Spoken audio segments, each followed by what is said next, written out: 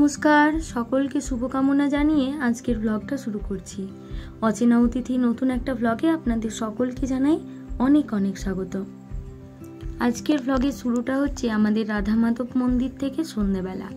আজ সন্ধ্যেবেলায় রাস পূর্ণিমা উপলক্ষে আমি রাধা মাধব মন্দিরে এসেছিলাম। তো আমি যতক্ষণে এসেছিলাম ততক্ষণে আমাদের মন্দির থেকে রাধাকে আর কৃষ্ণকে বের করা হয়ে গেছে। তখন চলছিল রাধাকৃষ্ণের সাথে নিত্যলীলায় যোগদান। বাস, তারপর যোগদান করার পর রাধাকৃষ্ণের আরতি করা হলো। আর এদিকে ততক্ষণে চলছে আমাদের ভাগবত পাঠের জন্য আয়োজন। আমাদের আশেপাশের গ্রামগুলি থেকে বহু মানুষ টোটো করে আমাদের গ্রামে রাস দেখতে আসে এবং 2 বছর থেকে এখানে ভাগবত পাঠের অনুষ্ঠানের জন্য বহু মানুষ ভাগবত শুনতে আসে। তবে রাস উপলক্ষে আজকের ভাগবত শুরু হবে রাত 8টা থেকে, অন্যান্য দিন 6টা থেকে হয়।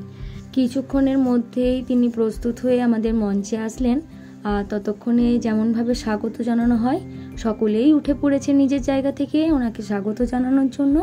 আর এরপর শুরু হলো আমাদের ভাগবতের জন্য আরতি।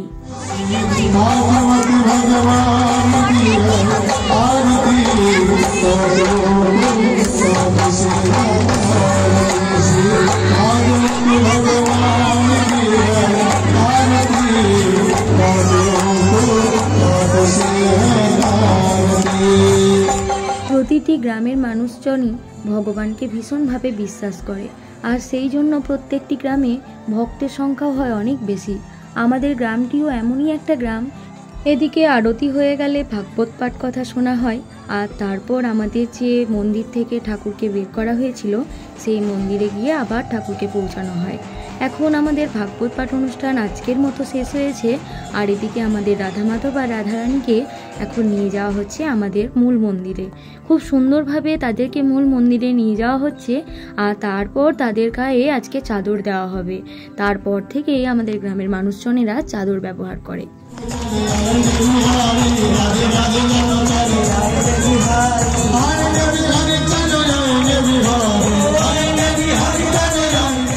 এই ভিডিওটি আমাদের ভাগবত পাঠের বিশ্রাম দিবসের দিন। আশেপাশের বহু গ্রাম থেকে বহু মানুষজন এসেছেন আমাদের এই ভাগবত অনুষ্ঠানে সামিল হতে। এমনকি যিনি আমাদের ভাগবত পাঠ করছিলেন তিনি তার ভাগবত পাঠ সমাপ্ত করে তারপর ভক্তের মাঝে তিনিও নৃত্যের তালে মিলিয়ে গেলেন।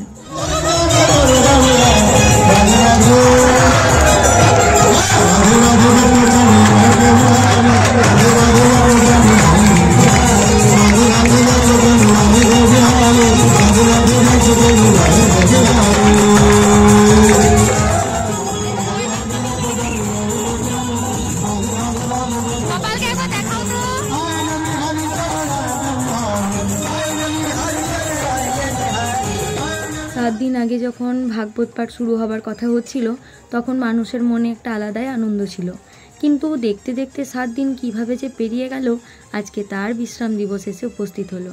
কাল আবার শুরু হবে আমাদের 108টি ঘট বিসর্জন, আর তার সাথে হবে আমাদের মহোৎসব। আজকে শনিবার, ভাগবত তো শেষ হয়ে গেছে, তো সেই উপলক্ষে আজকে হচ্ছে আমাদের গ্রামে মহোৎসব। তাই বাড়িতে রান্না বান্নাও নেই, তাই ভাবলাম একটু দোকানের দিক থেকে ঘুরে আসি। রাস্তার পথে যেতে যেতে আমার চোখ পড়লো এদের দুজনের কাজ দেখে, তাই একটু থেমে যেতেই হলো। এরা দুজনে খুব সুন্দরভাবে মাটি দিয়ে কিছু একটা জিনিস বানাচ্ছে। বাহ, কি সুন্দর একটি শিব ঠাকুর তৈরি করেছে সৌরভ।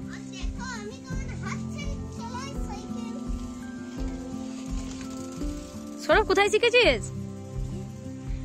শিব ঠাকুর তৈরি করা? কোথায় শিখেছিস? মাসির ঘরে। কে করে রে? ঠাকুর বানায়? তুই কি কি ঠাকুর বানাতে পারিস? 15টা? বাপরে, বাহ, খুব সুন্দর। তোর শিব ঠাকুরটা তৈরি করলি তো বেশ সুন্দর। দোকান থেকে ফিরে এসে উঠলাম বাড়ির ছাদে, আর লোভ সামলাতে পারলাম না জানেন। কয়েকদিন ধরেই আমাদের বাড়ি থেকে পাড়া ছোট ছোট ছেলেমেয়েরা জামিন নিয়ে যাচ্ছে, অথচ বাড়ির জামির আর একটাও টেস্ট করে দেখা হয়নি এবছর কীরকম হয়েছে। তাই ভাবলাম আজকে তো খুব সুন্দর রোদ দিয়েছে, আর তার সাথে এত ফুরফুরে হাওয়া বইছে, ভীষণ ঠান্ডাও লাগছে, তবে রোদটাও ভারী মিষ্টি। এখন বাড়িতে রয়েছে শুধু আমি আর মা, ভাইপো গিয়েছে স্কুলে, আর বৌদি গেছে একটু ডাক্তারখানায়। তো তাই ভাবলাম যে যখন রয়েছি একা বসে বসে, তাহলে আর কি করব, চলুন একটুখানি জামির পেরে তারপর জামিরগুলো আজকে খাবো। তো প্রত্যেকটা ডালে এত সুন্দর জামির ধরেছে, আর এত বড় বড় জামিরগুলো আমার তো ভীষণ ভালো লাগছিল জানেন। শীত বাড়ার সাথে সাথেই জামিরগুলোতেও বেশ রং ধরতে শুরু করে। কি সুন্দর লাগছে দেখুন, প্রত্যেক কটা ডাল একেবারে নুইয়ে পড়েছে। চলুন কয়েকটা জামির পেরে নিই।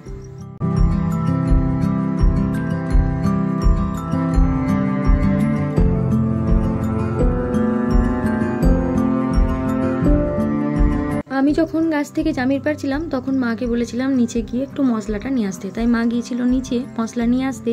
শীতকালের দিনে দুপুরবেলায় রোদ্রে বসে এরকমভাবে সুন্দর করে কেটে জামির খেতে ভীষণ ভালো লাগে। শুধু জামির নয়, বাতাবি মাখাও খেতে ভীষণ ভালো লাগে জানেন। তো আমি নিয়েছি নুন আর একটু কাঁচা লঙ্কা, আর নিয়েছি সবজি মশলা, তার সাথে নিয়েছি একটু লঙ্কা গুঁড়ো। তো এগুলোকে সব ভালোভাবে মিশিয়ে নেব আর তারপর জামিরগুলো ছুলতে বসবো। মা আর আমি দুজনেই গল্প করতে করতে জামিরগুলোকে ছুলে নিলাম। থেকে মোট 3খানা মতো জামির আমি পেরেছিলাম। বেশি পারিনি এই কারণেই, কারণ যদি টক হয় তাহলে খাওয়া যাবে না, একটু টক মিষ্টি যদি হয় তাহলে খেতে বেশ ভালো লাগে। তারপর 2টো মতো জামির আমি ছুলে নিলাম আর একটা রেখে দিলাম। 2টো জামির ছুলে খুব সুন্দরভাবে একটা প্লেটের মধ্যে সবগুলোকে সাজিয়ে নিলাম। তবে বেশ কয়েকখানাই হয়েছিল, আর মধ্যিখানে রেখেছিলাম মশলাটাকে মিশিয়ে নিয়ে। তো ভারী সুন্দর লাগছিল দেখতে প্লেটটিকে। আর একটা তার পাশে আমি রেখে দিয়েছিলাম। এই যে আগে যখন আমরা স্কুলে যেতাম ব্যাগের মধ্যে 1টা বা 2টো জামির ভরে নিয়ে যেতাম জানেন। তারপর টিফিনের পরে যখন একটু ফাঁকা পেতাম, জলজিরা দিয়ে সব বন্ধু বান্ধবরা মিলে একসাথে বসে খেতাম। কি আনন্দটাই না হতো। ও মা, সেসব দিনগুলো তো জীবন থেকে হারিয়ে গেছে, কিন্তু স্মৃতিগুলো আজও অটুট জানেন। আজও ভাবলেই মনে হয় আরও একবার স্কুলটায় ফিরে যাই। স্কুল জীবনের সেই গল্পগুলো যেন এখনও আমাদের স্মৃতিতে ভাসছে। একটা তুলো, দেখো তো কিরকম লাগছে টেস্ট।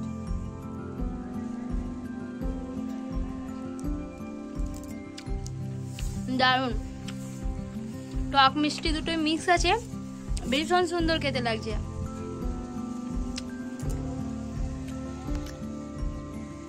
কি গো, কেমন লাগছে?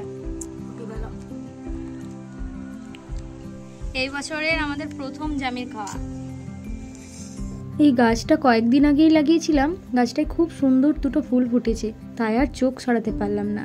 কি সুন্দর লাগছে দেখুন। বৌদি আসার পর আমি, মা, ভাইপো, বৌদি 4জনে মিলেই বেরোলাম বাড়ি থেকে ওই দুপুর 1:30টার দিকে, যেহেতু মহোৎসবের আয়োজন। তো এটি হচ্ছে আমাদের মিঠুদের বাড়ি। মিঠুদের বাড়ির সামনে প্রত্যেকদিন বিকেলবেলায় আড্ডা চলে জানেন, এখনো সবাই বসে রয়েছে। তোমরা খেয়ে দিয়ে চলে এসছো, যাবে না? আজকের রাস্তাটায় মানুষ আসছে আর যাচ্ছে, কি ভীষণ সুন্দর লাগছে দেখুন। ওই যে মিঠুর মা আর মিঠুর সাথেও দেখা হয়ে গেল, ওরা আসছে আর আমরা এতক্ষণে যাচ্ছি।